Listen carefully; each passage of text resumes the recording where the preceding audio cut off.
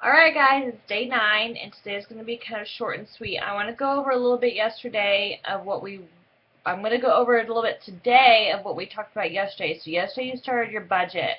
I hope that you wrote down all of your monthly bills, when they're due, how much is due, and if you have like a minimum payment. Those should be your number one thing that goes on your budget. I don't think I emphasized that yesterday. I think I kind of gave a big lump sum. I'm sure you were totally confused. But okay, so what goes on your budget first are your number one priority bills. So like I said, your rent, your mortgage, your electricity, your gas, your water, your credit card statements. Basically anything that will go on your credit report. So anything that can affect your credit, that's number one. Okay? So that needs to go on your budget. Don't put anything else on there yet. Not yet. You may have already done that. I'm sorry, I should have backtracked yesterday, but I didn't. So, today, go back through that budget. Take off anything extra, only the things that are going to affect your credit rate, your credit score. So, like I said, all your bills, stuff like that. Now, today what we're going to go over is some of those extras that were on there. So, for instance, like I talked about, prescriptions, gifts, for me it's like my eye appointments, my dentist, car repairs, car tag, tires, stuff like that. So we're going to talk a little bit more about that today and why you need to do it this way, okay? So if you do your budget and you just budget for your bills, how much do you have left over monthly? So let's say you bring home $3,000 a month, and let's say you only spend let's say you only spend like $1,200 on your bills. That's a lot left, right? Okay, so here's what you do. So go back through that PDF from yesterday, and you're going to put in your luxury items, your semi-luxury items. So you can do your groceries, do your restaurant fund, do your fun budget or your entertainment. I think that the line actually says entertainment. Put in your entertainment. Put in your smaller budget. So like I talked about yesterday, your doctor's appointments that you know you're going to have every year. Your any kind of thing that you have to buy every year. Like for instance, my contacts. I know I'm going to buy those every year, so I've got to save up for them. And here's what you do. Once you decide what those little budgets are, then get an envelope, any envelope, doesn't matter what it looks like, what it is. Write out what fund is on the front and get that amount out in cash. Let me show you what I've done.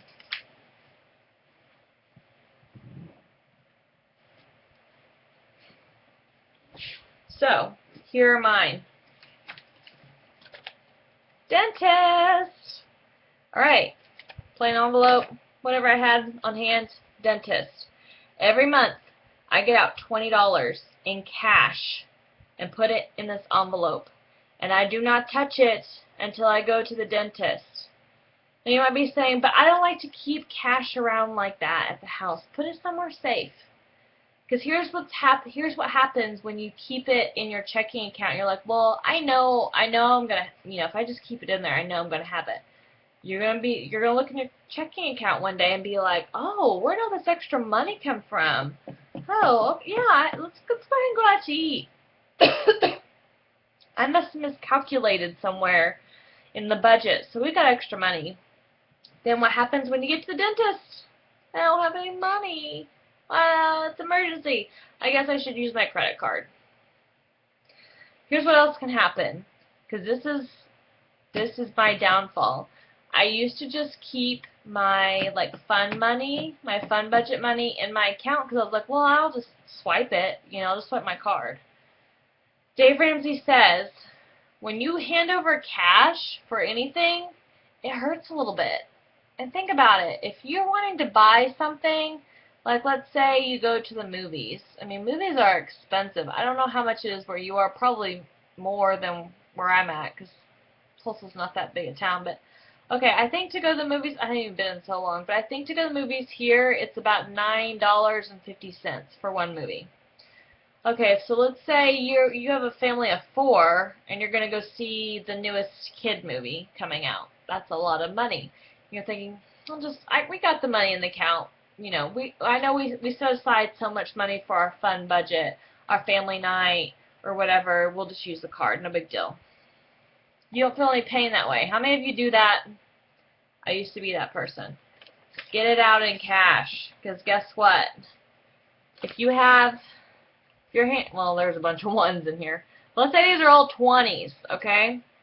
If you've got a lot of 20s and you're like, oh, here, yeah, go ahead and take all my money, and then you're like, oh, my envelope's empty. Oh, okay, well, I guess I gotta fill that back up. It hurts a little bit when you hand over cash. Okay, keep it in your envelope. Don't just keep a general stash of cash either in your house or in your wallet, because then you won't remember what it's for. So I make an envelope for those main things. So I've got eye care, my eye exam. See on here, I even wrote on my envelope how much it is. My eye exam cost me $110 a year, and then it cost me about $160 for my contacts.